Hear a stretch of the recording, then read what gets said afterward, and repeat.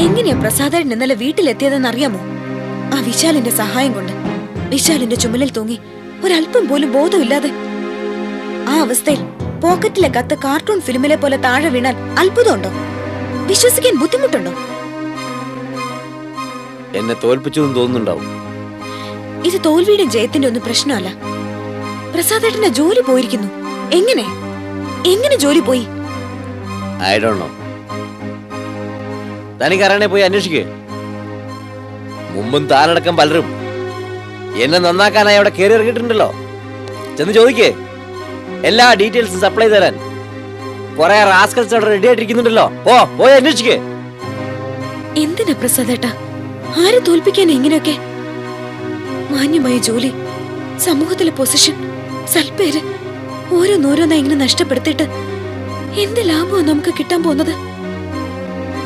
ഇത്ര വലിയൊരു ദുരന്തം ഉണ്ടായിട്ടും പ്രസാദേട്ടന് യാതൊരു മാറ്റവും ഇല്ലേ? I don't care. അതെ, എനിക്ക് ജോലി ഉണ്ടല്ലോ. കിട്ടുന്ന ശമ്പളം അത്രയും കൃത്യമായിട്ട് ഞാൻ അങ്ങോട്ട് ഏൽപ്പിക്കുന്നുണ്ടല്ലോ. പിന്നെന്തിനു കെയർ ചെയ്യണം? Shut your bloody mouth. എന്താ പറഞ്ഞേ? താൻ എന്താ പറഞ്ഞേ? തന്റെ നക്കാപ്പിച്ച ശമ്പളം കണ്ടുകൊണ്ടാണ് ഞാൻ ജോലി കളഞ്ഞതെന്ന്. തനിക്ക് എത്ര ഉണ്ട് ശമ്പളം? കണക്കുണ്ട് തന്റെ കയ്യില്. എന്നാൽ എന്റെ കയ്യിലുണ്ട്. അണാ പൈസ സഹിതം മുഴുവൻ കണക്കുണ്ട്. എന്റെ ഡയറിയിലുണ്ട്. നയാ പൈസ കുറവില്ലാതെ മുതലും പലിശയും ചേർത്ത് തിരിച്ചു തരാം. വേണോ? ഈ നിമിഷം വേണോ? അതല്ല ഞാൻ ഉദ്ദേശിച്ചത്. മിണ്ടരുത്. മിണ്ടെന്ന് എനിക്ക് അവകാശമില്ല. തന്റെ ശമ്പളം കണ്ടുകൊണ്ടാണ് പ്രസാദ് പണി കളഞ്ഞല്ലേ? എടോ മഹാകവിയുടെ മോളെ, സാഹിത്യകാരി, തന്നെയും തന്നെ ബാങ്കിലെ പണിയൊന്നും കണ്ടുകൊണ്ടല്ല പ്രസാദ് ജീവിക്കാൻ പുറപ്പെട്ടത്.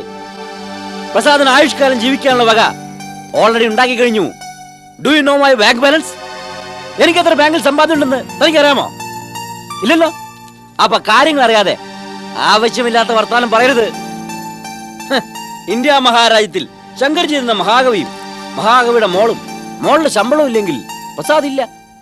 പ്രസാദിന് എക്സിസ്റ്റൻസ് ഇല്ല. പ്രസാദ് മുഴുത്ത വട്ടപൂജ്യം അല്ലേ? ഞാൻ ഉദ്ദേശിക്കാത്ത കാര്യങ്ങളൊക്കെ സങ്കല്പിച്ച് നോ ജസ്റ്റിഫിക്കേഷൻ.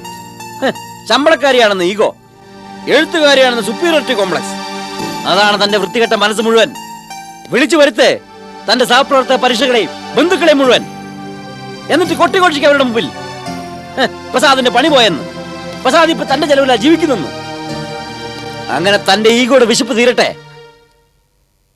യെസ്, പ്രസാദ് തളർന്നു കഴിഞ്ഞു. പക്ഷെ ആ തളർച്ചയ്ക്ക് കാരണം താൻ ഒരുത്തിയ. അതോർത്തോ? You spoil my life.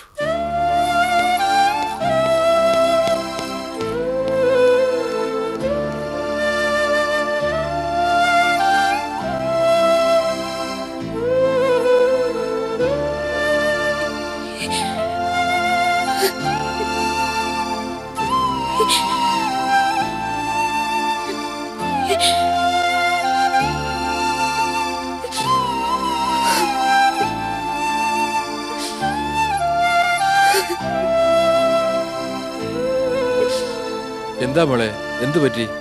നീ ഇങ്ങനെ ഒന്നും പറയാതിരുന്ന് കരഞ്ഞാലോ?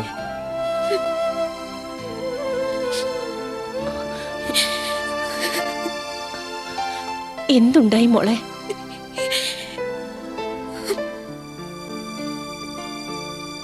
കാര്യം എന്താണെന്ന് പറയേച്ചി. അച്ഛാ, പ്രസാദേട്ടനെ പിരിച്ചുവിട്ടു. പിരിച്ചുവിട്ടു?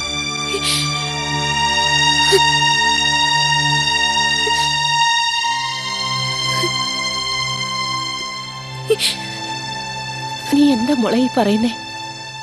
സത്യമാണോ ചേച്ചി? പിരിച്ചുവിട്ടത് തന്നെയാണോ മോളെ, അതോ സസ്പെൻഡ് ചെയ്തതോ? ഡിസ്മിസൽ ഓർഡർ ഞാൻ കണ്ടത് അച്ഛൻ. ഉത്തരവാദിത്വമില്ലായ്മ, പെരുമാറ്റ ദൂഷ്യം, അനാസ്ഥ മൂലം കമ്പനിക്കുണ്ടാക്കിയ നഷ്ടം, ഇങ്ങനെ കുറെ കാരണങ്ങളാ പറഞ്ഞിരിക്കുന്നത്. ജോലി പോയ വിഷമം കൊണ്ട് ഇന്നലെ കുടിച്ചിലക്കില്ലാതെ പ്രസാദേട്ടൻ വന്നത്. എന്റെ ഈശ്വര, എന്തൊക്കെയാ ഞാൻ ഈ കേൾക്കുന്നത്? ഇനി നമ്മൾ എന്ത് ചെയ്യും ശങ്കരേട്ട? ജോലിയിൽ നിന്ന് പിരിച്ചുവിട്ടു എന്ന് പറയുമ്പോ പിരിച്ചുവിട്ടു എന്ന് തന്നെയാ. ഇനി പ്രസാദിന് ജോലിയില്ല, ശമ്പളമില്ല, സ്വസ്ഥമായിട്ട് വീട്ടിലിരിക്കാം. അങ്ങനെ പറഞ്ഞതുകൊണ്ടായോ? എന്തെങ്കിലും പരിഹാരം കാണണ്ടേ? എന്ത് പരിഹാരം? ഒരു ഉദ്യോഗസ്ഥനെ അയാൾ പണിയെടുക്കുന്ന സ്ഥാപനം പുറത്താക്കുന്നത് കാരണമില്ലാതെ അല്ല. കമ്പനിക്ക് അയാൾ ബാധ്യതയാകുമ്പോഴാ. അതിന് നമുക്ക് എന്ത് ചെയ്യാൻ കഴിയും? കമ്പനി തീരുമാനിച്ചു, അത് നടപ്പിലാക്കി കഴിഞ്ഞു.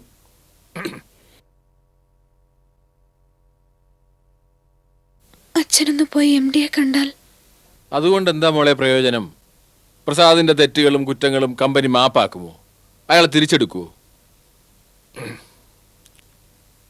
നിനക്കങ്ങനെ ഒരു പ്രതീക്ഷയുണ്ടോ? എന്തായാലും അവിടെ വരെ പോയി കാര്യങ്ങളൊന്ന് അന്വേഷിക്കാമല്ലോ. ചിലപ്പോ അവരുടെ മനസ്സ് മാറി പ്രസാദിന് മാപ്പ് കൊടുത്താലോ? ആവശ്യക്കാരന് ഔചിത്യമില്ലെന്ന് പറയാറുണ്ട്. ബുദ്ധിമാന്യം കൂടി ആയാലോ? എന്റെ ഭാഗ്യലക്ഷ്മി, നീ വിചാരിക്കും പോലെ സിമ്പിൾ അല്ല കമ്പനി നിയമങ്ങൾ. കമ്പനിയുടെ ചട്ടങ്ങൾക്ക് വിരുദ്ധമായി അപമര്യാദയായി പെരുമാറിയതിനാ പ്രസാദിനെ ഡിസ്മിസ് ചെയ്തിരിക്കുന്നത്. അത് പോർക്കാവുന്ന കാര്യമല്ല. എന്നാലും ഒന്ന് ശ്രമിച്ചു നോക്കിക്കൂടെ? നമ്മുടെ മനസ്സമാധാനത്തിന് വേണ്ടിയെങ്കിലും.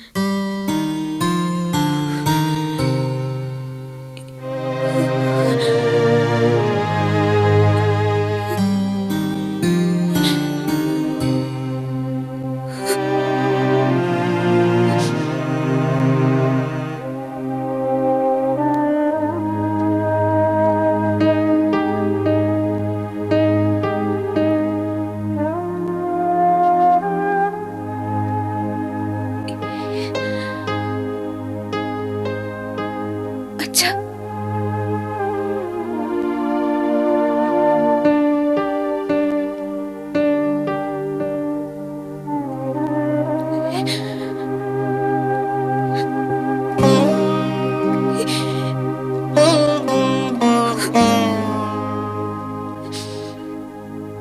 ശരി, അച്ഛൻ പോവാ മോളെ. പോയി സംസാരിച്ചു നോക്കാം. മോള് വിഷമിക്കണ്ട.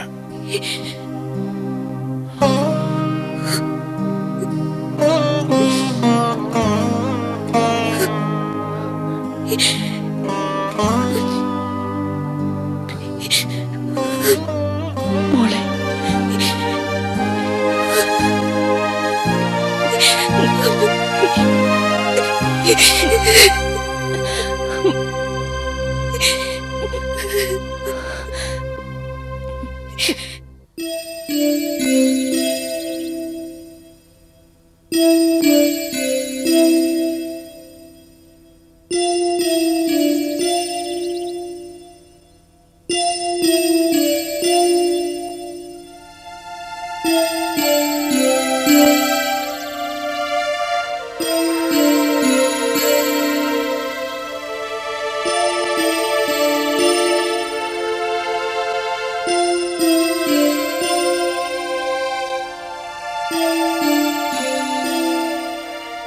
മുങ്ങിക്കളഞ്ഞു അല്ലേ?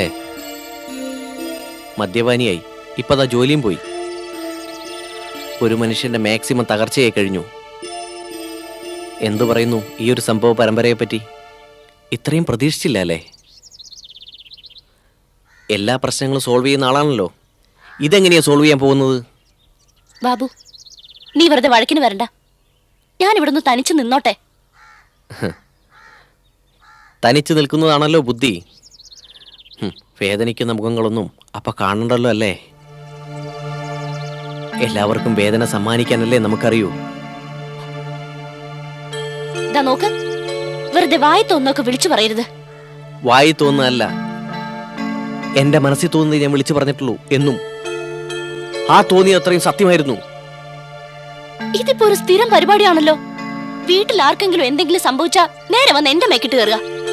ആർക്കെങ്കിലും അല്ല, എന്റെ സുമിത്രേച്ചിക്കാണ് സംഭവിച്ചിരിക്കുന്നത്. അവരുടെ ജീവിതം തകർന്നു. അതിന് ഞാനല്ല കാരണം.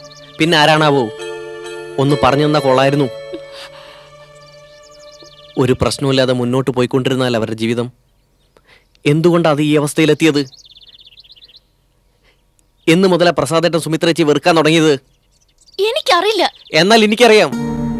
നിനക്കെല്ലാം അറിയാലോ. സ്വന്തം ഭാവനയ്ക്കനുസരിച്ച് ഓരോരോ കഥകളും മെനഞ്ഞുണ്ടാക്കി ബാക്കിയുള്ളവരെ ക്വസ്റ്റ്യൻ ചെയ്യാൻ ഇറങ്ങിയിരിക്കാ നീ. ഒരു കുറ്റാന്വേഷകൻ. പ്രസാദേട്ടൻ മദ്യപിച്ച അതെന്റെ കുറ്റം. പ്രസാദേട്ടന്റെ ജോലി പോയാ അതും എന്റെ കുറ്റം. ഒരു കാര്യം ഞാൻ പറഞ്ഞേക്കാം, മനുഷ്യന്റെ ക്ഷമയെ പരീക്ഷിക്കുന്നതിനും ഒരു ലിമിറ്റൊക്കെ ഉണ്ട് ബാബു. പ്രസാദേട്ടന്റെ പ്രശ്നം പറയുമ്പോ ഇങ്ങനെ കലിതുള്ളുന്നത് തന്നെ കുറ്റബോധം കൊണ്ടല്ലേ? ഞാൻ എന്ത് കുറ്റോടെ ചെയ്തേ? പറയേ, എന്ത് കുറ്റോ യമന ചെയ്തേ? ഒന്നും ചെയ്തില്ലേ? ചേച്ചിയുടെ കള്ളത്തരങ്ങള് ആ ഹാൻഡ് ബാഗ് സംഭവത്തോടെ എനിക്ക് മനസ്സിലായതാ. ആദ്യം ഒന്ന് നിഷേധിച്ചതല്ലേ, പിന്നെ തൊണ്ടി മുതൽ കാണിച്ചപ്പോഴാ എല്ലാം ഭൗതി സമ്മതിച്ചത്. അതൊന്നും ഞാൻ മറന്നിട്ടില്ല. മറക്കണ്ട, ഒരു നോട്ടീസ് അടിച്ചങ്ങ് പരസ്യം ചെയ്യ്, നല്ല കയ്യടി കിട്ടും. ഒരു മഹാരഹസ്യമാണല്ലോ കണ്ടുപിടിച്ചത്. Sensational news. വേണ്ടി വന്നാൽ അതും ഞാൻ ചെയ്യും. സ്വന്തം ചേച്ചിയുടെ പുരുഷനെ വശീകരിക്കാൻ ശ്രമിച്ച ഒരുത്തിയോട് ഞാൻ പിന്നെ മര്യാദ കാണിക്കണോ?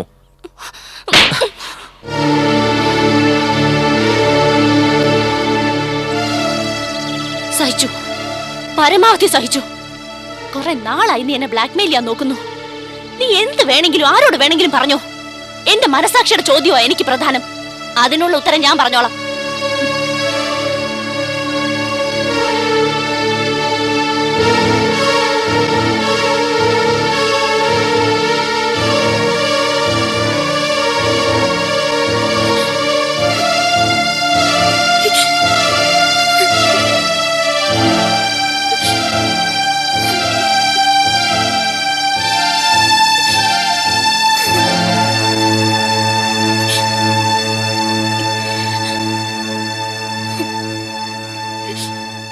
ഇനി ഇങ്ങനെ സൈലന്റ് ആയിട്ട് ഇരിക്കണമെന്നില്ല.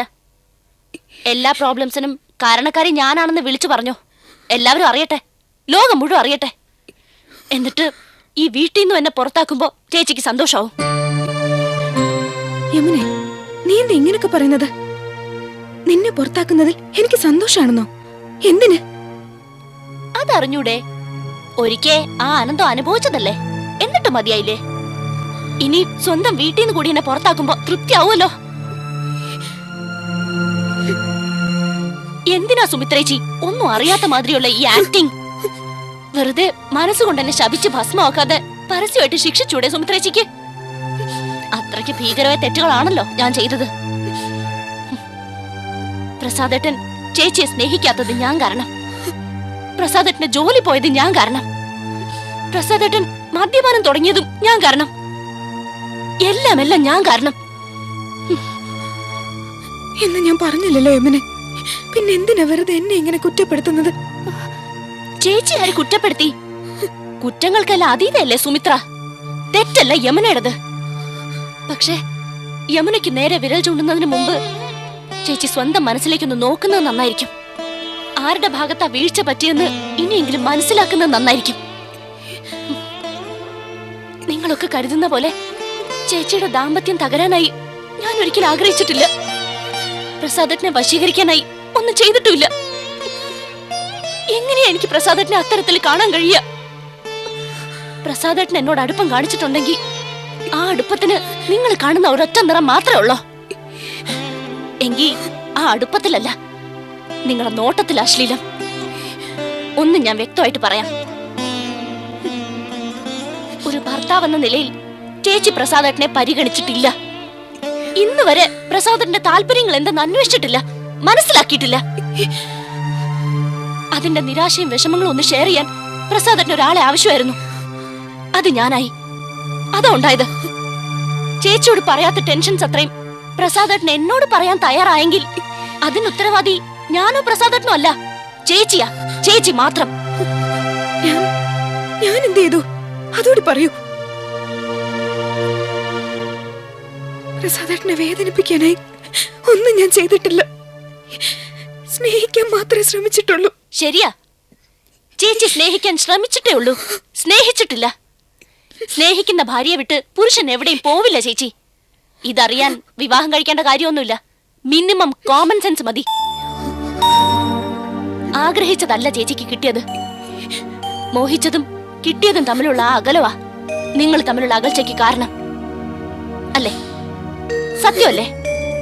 ആ അകലം പ്രസാദേട്ടന് മനസ്സിലായിരിക്കാം. അതുകൊണ്ടാവാം ഒരു നല്ല സുഹൃത്തിനോടെന്ന പോലെ പ്രസാദേട്ടൻ എന്നോട് സ്വന്തം വിഷമങ്ങളൊക്കെ പറഞ്ഞത്. ഞാനത് കേൾക്കാൻ നിന്നു കൊടുക്കുകയും ചെയ്തു. ഇതാണോ ഞാൻ ചെയ്ത തെറ്റ്? എങ്കിൽ ആ തെറ്റ് ഏറ്റു പറയുന്നതിന് എനിക്ക് യാതൊരു ലജ്ജയില്ല. ഏതായാലും എന്നെ സംശയിച്ച സ്ഥിതിക്ക് ഇതുകൂടി കേട്ടോളൂ. പ്രസാദേട്ടന് ഒളിച്ചു താമസിച്ചപ്പോ ആ ഹോട്ടലിൽ ഞാൻ പോയിരുന്നു.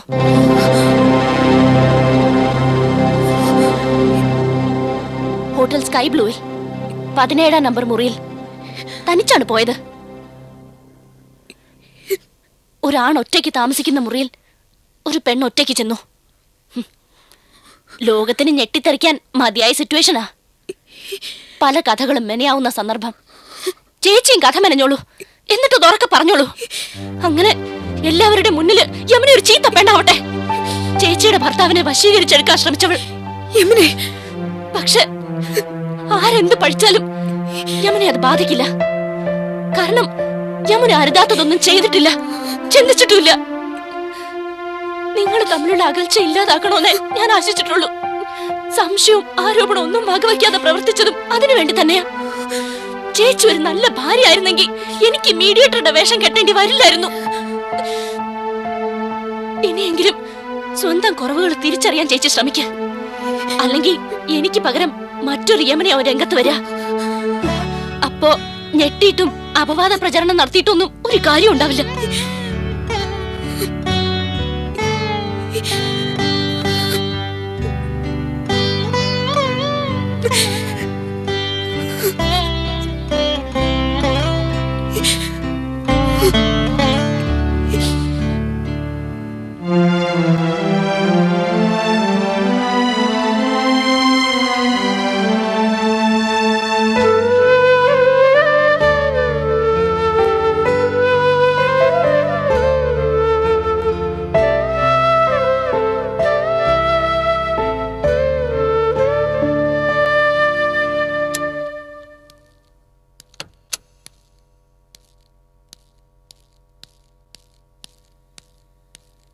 സർ, MD ചെല്ലാൻ പറഞ്ഞു.